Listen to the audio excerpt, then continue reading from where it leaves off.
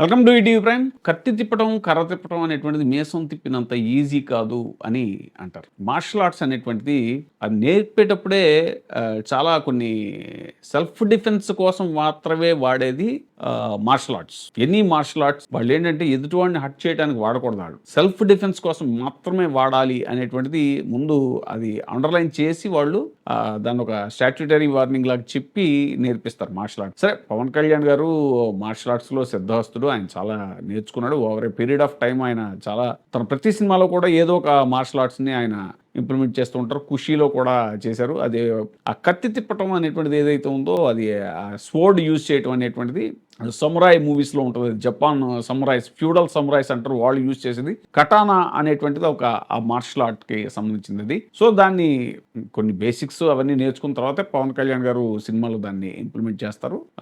అక్కడి వరకు ఆయన్నేమి మనం తప్పు పట్టాల్సిన అవసరం లేదు. కానీ ఒక్కొక్కసారి అత్యుత్సాహంతో చేసేవి ఏవైతే ఉంటాయో అవి చాలా ప్రమాదాలకి దారితీస్తాయి.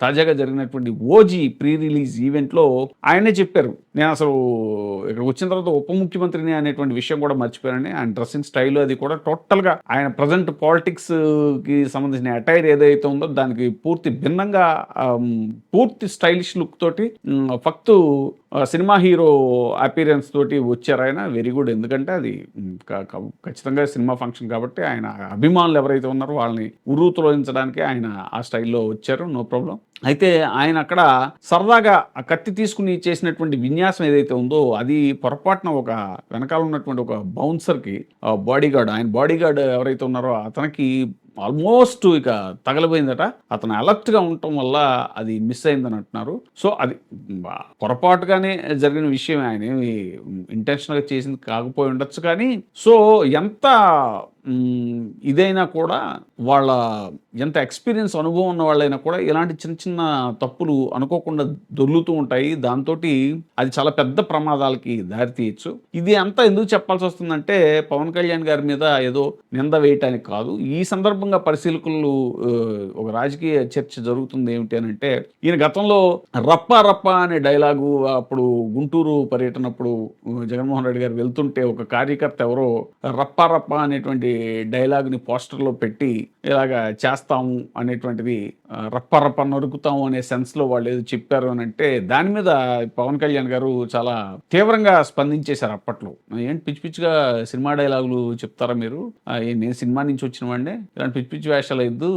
బెండు తీసేస్తాను లేదంటే కట్ చేసి కూర్చోబెడతాను అనేలాగా ఆయన కొన్ని వ్యాఖ్యలు చేశారు అప్పట్లో. వాస్తవానికి ఆ పోస్టర్ పట్టుకొని తిరిగింది అప్పుడు తెలుగుదేశం వ్యక్తి. అతను అంతకుముందు తెలుగుదేశంలో ఉన్న వ్యక్తే అనేటువంటిది తర్వాత గుర్తించడం కూడా జరిగింది. దాని మీద చంద్రబాబు నాయుడు గారు కూడా చాలా సెటైర్‌గా మాట్లాడారు. అదేదో జగన్మోహన్ రెడ్డి కావాలని ఒక ప్లకార్డ్ అతని చేతికిచ్చి నువ్వు రప్పా రప్పా అనరా, రప్పా రప్పా నరుకుతాను అనరా అని అతనితో చెప్పించినట్టుగా చాలా డ్రామా చేశారు. సో, అలా ఉంటాయి. ఎవరో అత్యుత్సాహంగా చేసేటువంటి కొన్ని విషయాలు అనుకోకుండా ఎదుటి వాళ్ళని ఇబ్బందులకు గురి చేస్తాయి. దానికి పవన్ కళ్యాణ్ గారు కూడా అతీతులేం కాదు అని చెప్పడానికి ఇప్పుడు తాజాగా జరిగినట్టు 'ఓజీ' ఫంక్షన్‌లో జరిగినటువంటి ఇన్సిడెంట్‌ని ఉదహరిస్తున్నారు. ఎందుకంటే ఆయన నో డౌట్ ఆయన కొంత ఎక్స్‌పీరియన్స్ ఉన్న అనుభవం ఉన్న వ్యక్తి. ఆ తిప్పడం, కత్తి తిప్పడంలో కానీ ఆ మార్షల్ ఆర్ట్స్ ఏదైతే ఉందో ఆ స్పెసిఫిక్ మార్షల్ ఆర్ట్‌లో ఆయనకి ఎక్స్‌పీరియన్స్ ఉండొచ్చు. కానీ బై మిస్టేక్ అది ఫంక్షన్‌లో పొరపాటున అతను అప్రమత్తంగా లేకపోతే ఏదైనా జరిగుంటే అది ఎంత పెద్ద ప్రమాదానికి దారితీసేది.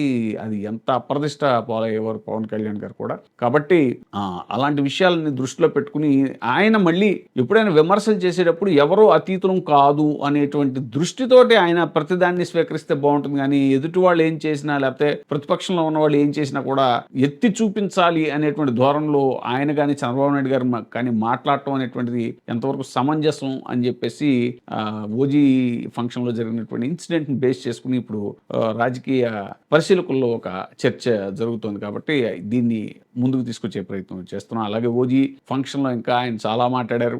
ప్రధానంగా ఏంటంటే అసలు నేను ఇదివరకు అనుకోకుండా సినిమాల్లోకి వచ్చాను అని చెప్పేవారు. మొన్న 'ఓజీ' ఫంక్షన్‌లో అనుకోకుండా నేను రాజకీయాల్లోకి వచ్చాను.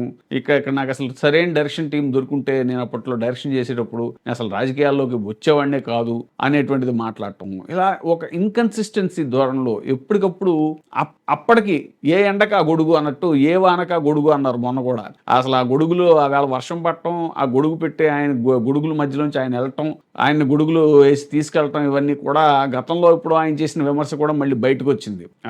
ఎందుకంటే ఆయన అప్పట్లో ప్రసంగాలు చేసేటప్పుడు ఎప్పుడో వర్షం పడుతుంటే అప్పుడు ఆయన ఎందుకంటే అప్పుడు ఉర్రూతలొగించే టైం కదా! పార్టీ పెట్టిన కొత్తల్లో అప్పుడు కార్యకర్తల్ని ఉర్రూతలొగించాలి కాబట్టి ఈయనేమి గొడుగు లేకుండా అదే వర్షంలో తడుస్తూ మీరు వర్షంలో తడుస్తుంటే నేను గొడుగేసుకుంటాను. ఆ గొడుగు తీసి అవతల పడేస్తాను ఎవరో పట్టినా కూడా అని చెప్పేసి అన్న ఆ మాట ఏదైతే ఉందో అది మళ్ళీ తాజాగా ఈ ఓజీ ఫంక్షన్‌లో వర్షం పడినప్పుడు ఆయన బౌన్సర్సో లేకపోతే ఆయన పక్కన ఉండేటువంటి అసిస్టెంట్లు గొడుగు పడితే మాత్రం ఆయన చక్కగా ఆ గొడుగు కింద నిలబడి మాట్లాడారు. ఆ గొడుగు యొక్క సపోర్ట్ తీసుకున్నారు కాబట్టి మళ్ళీ అప్పుడు ఆయన మాట్లాడినటువంటి వ్యాఖ్యని మళ్ళీ ఆ వీడియోని బయటికి తీసుకొచ్చి వైరల్ చేస్తున్నటువంటి పరిస్థితి. సో ఎప్పటికప్పుడు ఇలాగ పవన్ కళ్యాణ్ గారు ఏంటంటే ఆయన అప్పటికి ఆ ఆవేశంగా భావోద్వేగాలను రెచ్చగొట్టేలాగా మాట్లాడేస్తే సరిపోతుంది అనుకుంటారు కానీ ఫ్యూచర్‌లో మళ్ళీ అది తనే రిపీట్ చేస్తే తనే అలాంటి పరిస్థితిలోకి వెళ్తే అనేటువంటిది చాలా సార్లు ఆయన దొరికిపోయినటువంటి పరిస్థితి.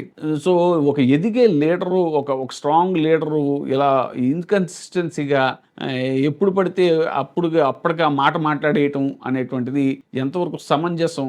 దీన్ని ఆయన రెక్టిఫై చేసుకోవాల్సిన అవసరం ఉంది అని రాజకీయ పరిశీలకుల్లో ఒక చర్చ.